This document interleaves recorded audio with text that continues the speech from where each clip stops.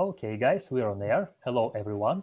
This is Anton Hi. from Marketing, the new issue of Lykke. And today we are going to speak about the new release of Lykke Wallet. In this version, the major improvement we have is the ERC20 token implementation. So, Alec, I give the word to you. Please tell a few words about the new release and the new features we have there. Hi all, I will briefly describe what was released on iOS and Android platform recently, and the guys from our development team, which are involved in Ethereum development, will provide some details, development details, show some repositories, and etc. So first of all, as Anton have mentioned, we have released ERC20 token support in private wallets. We have already added 48 most popular tokens according to their scan rating, and on your request, we will add more tokens as they will be needed. Besides the ERC20 token support, we have added QR-coded some minor and major UI improvements. For example, we have enhanced the QR code scanner in mobile apps, and now it supports more native and fluent interface. We can scan QRs from another platforms, BIP2021 addresses, and they will be parsed and ready for use. Besides the QR code address scanner improvements, we have provided some improvements for Swift withdrawal form. Now you will not be forced to re-enter your payment details once again with each payments. They are backed, they are caged, and will be used for further payments. The other large task we are working on is KYC process improvement to provide more smooth and faster KYC process. We are integrating the Jumio KYC provider. It provides a great service with a fast response time. And on this stage, we have added a new document types and provide the UI to work with them. So in closest release, we'll enable the Jumio integration, and we'll see how it works.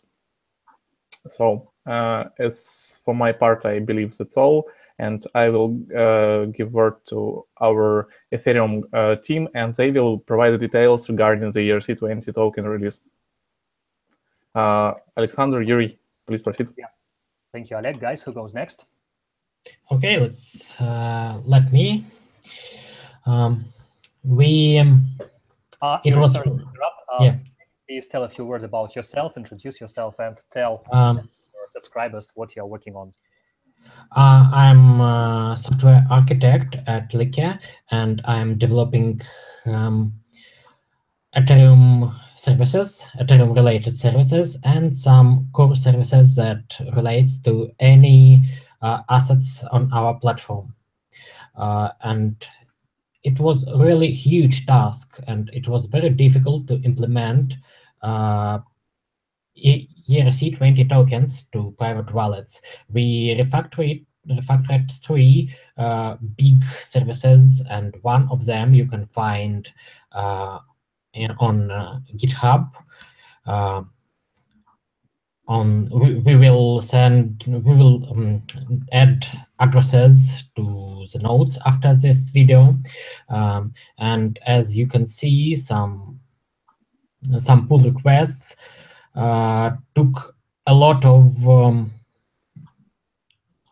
brought a lot of changes. It's about 169 files was added or modified during this release. Also, we made a lot of changes to our Ethereum core API and to our Ethereum indexer, and Alexandre will tell you more about our main project for Ethereum, about Ethereum Samurai. Since this release, you'll be able to withdraw and deposit ERC20 tokens to your private wallets. And you will be able to get airdrops and participate in ICOs. I'm sorry, before Alexandre, I wish to ask, do I understand correctly that in scope of this release, you have in whole refactored the asset service, and it brings some new features and more smooth work for the service, not only in scope of ERC20 token support, but in scope of all, as I know, and as I know, the asset service is one of the core services in the Lykke infrastructure because it's used by lots of other services. And do we provide some improvements not related to ERC20 token support? Because I saw this large pull request. It contains, as far as I remember, 28,000 of lines of code. So yeah, we greatly improved performance of this service, and we improved testability and security of this service. So now your funds are secure.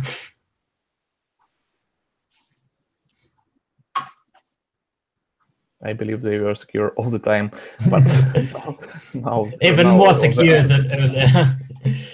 Yeah.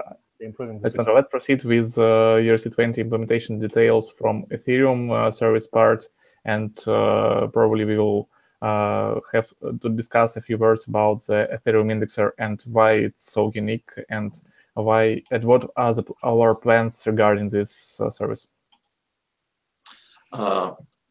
Hi, by the way, my name is Alexandre. I'm software developer at Lykke. I started working at Ethereum Samurai before ERC20.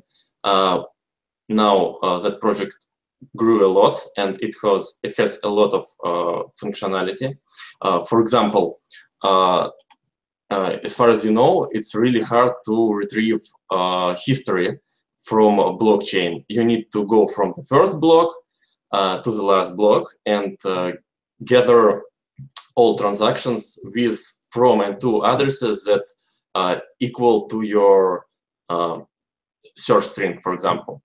But now it will be very easy to retrieve. So we created service which is called Ethereum Samurai.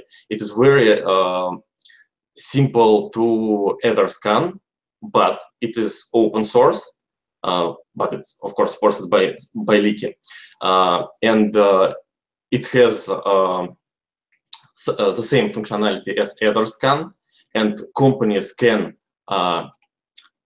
install it in their environment very easily, and their application can make decisions based on data retrieved by Ethereum Samurai, and that data, they could access that data very easily and very fast. So I want to show you repository, guys. Do you hear it? Yeah, it's all good. That repository will be available in the link after the video, below the video. Here our Ethereum Samurai. It has very simple structure. So it consists of API and jobs. API to access data and jobs to fill data. It has very short README. README describes dependencies and how to configure that service, and variants of how we can configure it. We can configure it via HTTP requests or via environment variables. Some short description about how it works as distributed service. So you can run, for example, 2, 3, or 4 instances of Ethereum Samurai jobs to increase speed of Ethereum indexing. By the way, I want to show you some comparison with EtherScan. So here I have Mongo, and here I have data from Ropsten network. So for example, our Ethereum Samurai can index internal transactions, so we can retrieve logs and parse logs from Ethereum transaction. And as far as you can see, we can even get the right data about it. How to show it better?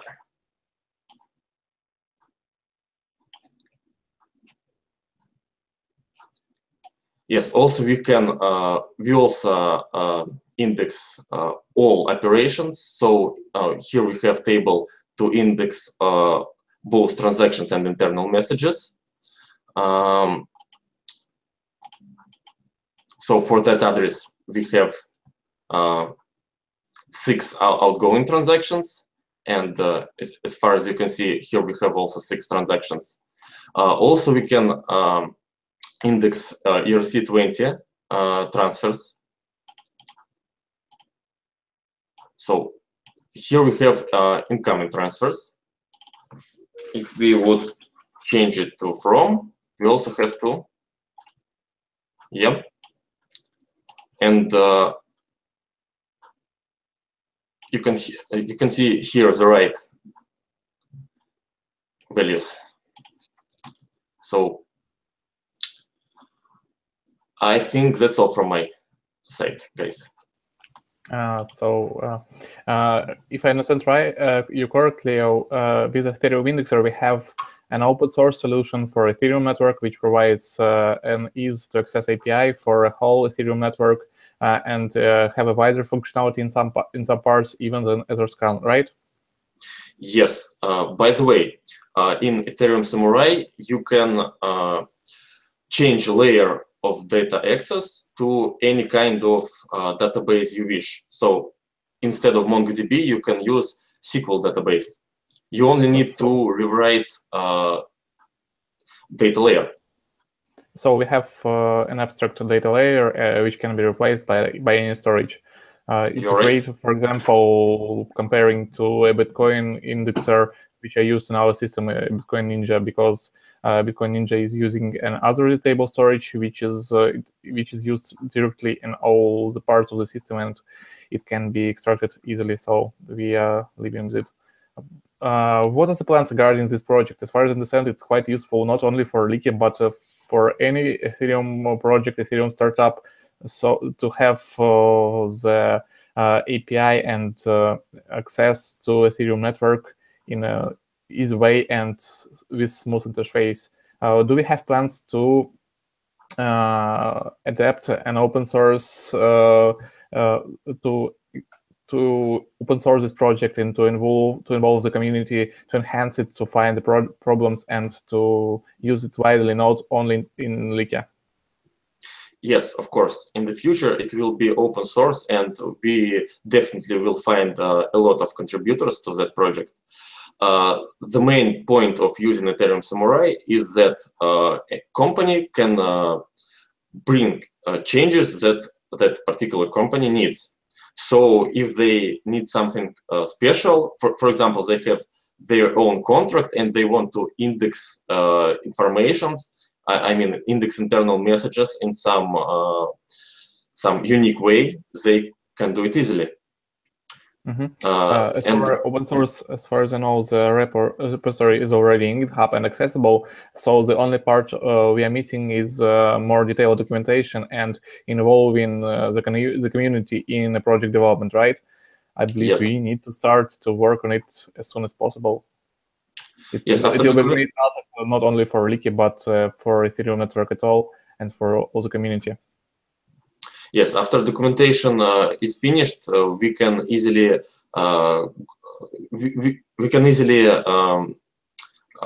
give access to contributors.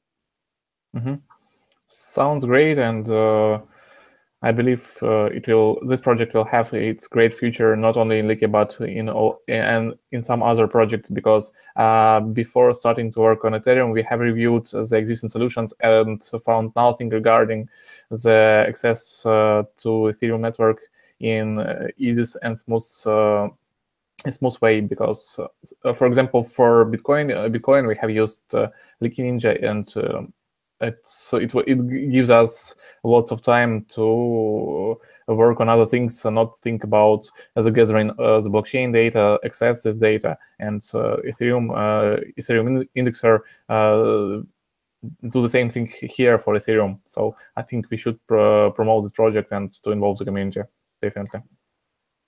You're right. So, Anton, I believe that's all for the ERC20 release and Ethereum indexer from our side. Okay, guys, thank you for the update. Let me just sum up. I invite our audience to enjoy the new release, enjoy the ERC20 functionality.